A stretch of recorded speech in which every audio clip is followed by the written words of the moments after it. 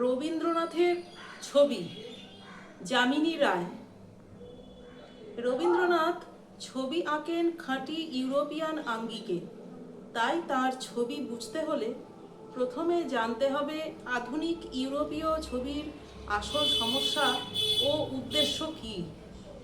একজন ইউরোপীয় প্রসিদ্ধ শিল্পী একবার তার সমসাময়িক ভাস্কর্য সম্বন্ধে বলেছিলেন যে এই মূর্তিগুলি যদি পাহাড় থেকে ফেলে দেওয়া যায় তবে হয়তো ভেঙে চুরে কিছু প্রাণ আসে।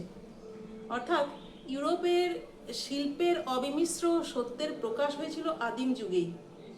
তখন শিল্পের উপর সভ্যতার আবরণ দেবার চেষ্টা হয়নি, ঝোঁক পড়েনি ফটোগ্রাফিক ফাইডেলিটির দিকে। বিষয়বস্তুর সামান্য লক্ষণ যে আবেগ জাগায় তাকে নগ্নভাবে প্রকাশ করাই ছিল উদ্দেশ্য। ফলে কোনো গুহায় প্রাগৈতিহাসিক ছবিতে যখন দেখি একটা ঘোড়া আঁকা হয়েছে, বুঝি যে ওটা ঘোড়াই, কিন্তু ঘোড়া বা এই ঘোড়ার সঙ্গে মিলিয়ে দেখার মতো নিখুঁত বর্ণনা তাতে নেই। অর্থাৎ ঘোড়ার মূল কথাটা আছে শুধু। তারপর সভ্যতা যত এগুতে থাকলো তত ঝোঁকটা পড়লো রিয়ালিজমের দিকে। মানুষ নিজের নগ্ন দেহ নিয়ে কুণ্ঠা পেল, খুঁজলো আবরণ ও আভরণ, আর তাতে প্রত্যহই বাড়তে লাগলো কৃত্রিমতার বোঝা। শিল্পীও ঠিক একইভাবে নগ্ন ভাবাবেগে কুণ্ঠা বোধ করতে লাগলেন। নিখুঁত করার চেষ্টা, পালিশ করার চেষ্টা, এদিকেই পড়ল নজর। পালিশ হলো, কিন্তু প্রাণটা প্রায় চাপা পড়ল। গঠন বা গড়নটা গেল হারিয়ে। সভ্যতার বিড়ম্বনায় শিল্প হাঁপিয়ে উঠল। আজকের শিল্পীরাই তাই অভিযান শুরু করেছেন এই রিয়ালিজমের বিরুদ্ধে। পালিশ ছাড়ো, প্রাণের দিকে নজর দাও, এই হলো তাদের প্রাণের কথা। আমি পড়ছি রবীন্দ্রনাথের ছবি শীর্ষক একটি লেখা, যামিনী রায়ের লেখা। প্রাগৈতিহাসিক ছবির সঙ্গে তাহলে কি আজকের শিল্পের কোনো তফাৎ নেই? আছে নিশ্চয়ই, কারণ শিল্পের এই হলো ইতিহাস। এর উদ্দেশ্যে ভ্রান্তি থাকলেও এটা সম্পূর্ণ অনর্থক নয়, কারণ একদিক থেকে এর প্রকাণ্ড একটা শিক্ষামূলক মূল্য আছে। প্রাগৈতিহাসিক ছবি ছিল অবচেতনার স্তরে। তখনকার শিল্পীরা যে সত্যের আভাস পেয়েছে তা নিতান্তই আকস্মিক। পাহাড় থেকে গড়িয়ে পড়ে কোনো মূর্তি যদি প্রাণের সন্ধান পায় সেটাই হবে আকস্মিক। এই অবচেতনা ও আকস্মিক সত্যকে চেতনার স্তরে আনা হলো আধুনিক শিল্পীর উদ্দেশ্য, এবং এই সচেতন করার ব্যাপারে প্রায় অনিবার্য প্রয়োজন শিল্প ইতিহাসের ধারাবাহিক অভিজ্ঞতা। অর্থাৎ শিল্প যতদিন রিয়ালিজমের ভ্রান্ত মোহে ঘুরছে ততদিন ধরে ঘোরার ব্যাপারে অনেক অনিবার্য অভিজ্ঞতা সঞ্চয় হলো। যেমন ড্রয়িং রং বা সামঞ্জস্যের দিক। একমাত্র এই অভিজ্ঞতার জোরেই প্রাগৈতিহাসিক শিল্পের উদ্দেশ্যকে অবচেতনের স্তর থেকে চেতনার স্তরে আনতে পারা যায়। তাই দেখতে পাই আজ ইউরোপে যারা প্রাগৈতিহাসিক ছবির দিকে ঝুঁকেছেন তারা প্রায় সকলেই প্রথমে কি পরিশ্রম করেছেন রিয়ালিস্টিক ছবির আঙ্গিককে দখল করতে।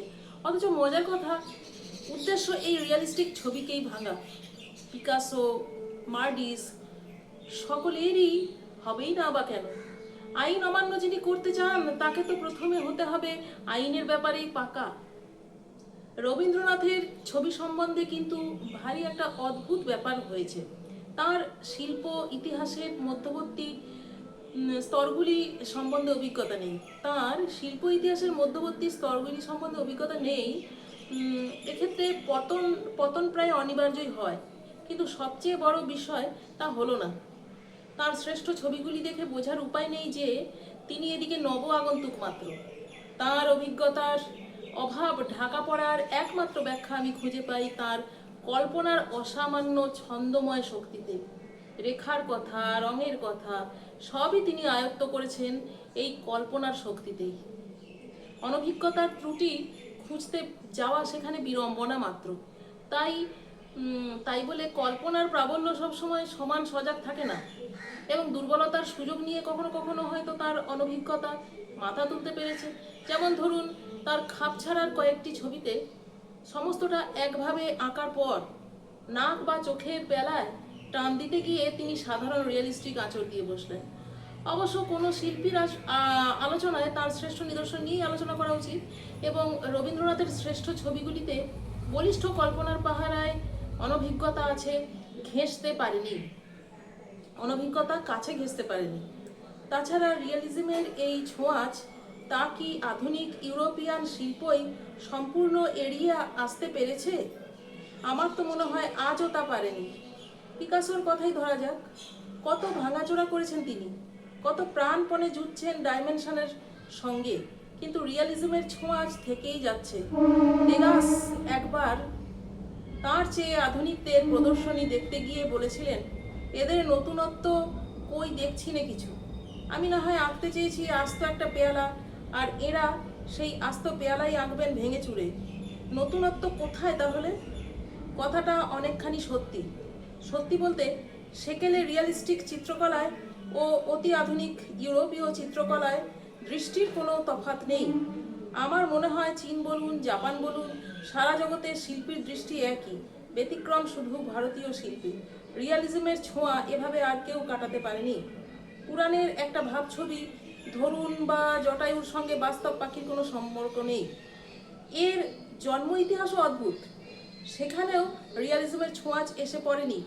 কিন্তু জটায়ু বলে কি একেবারেই চিনতে পারেন না কি?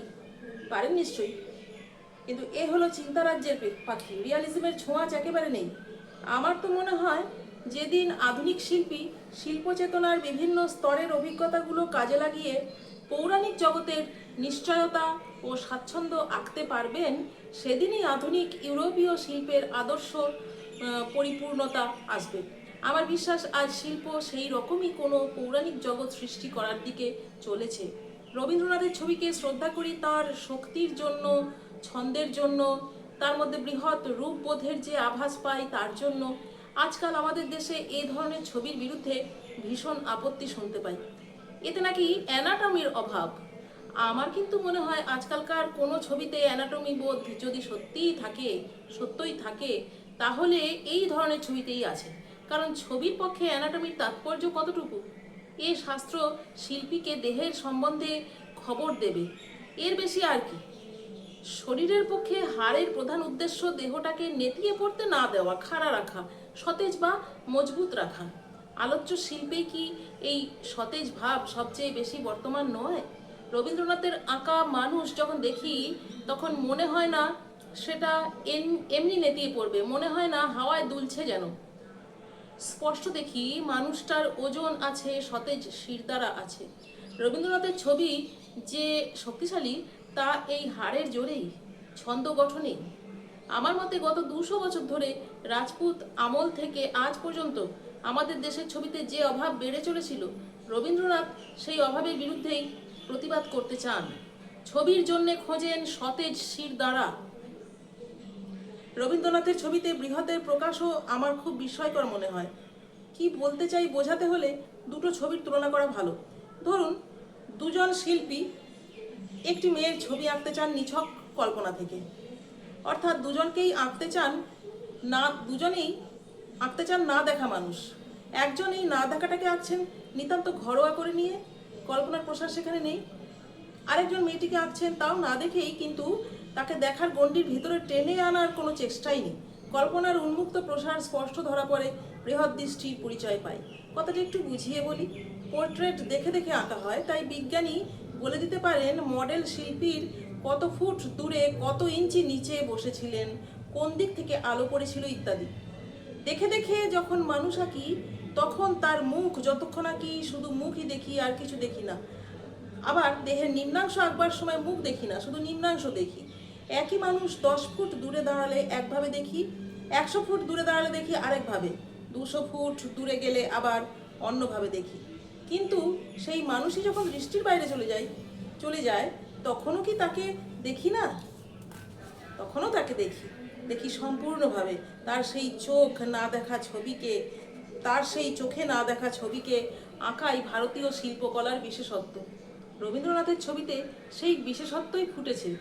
কিন্তু রবীন্দ্রনাথও আজকের মানুষ, তাই বিশেষ কোনো পৌরাণিক জগতের স্থিরতা বা নিশ্চয়তা তার নেই।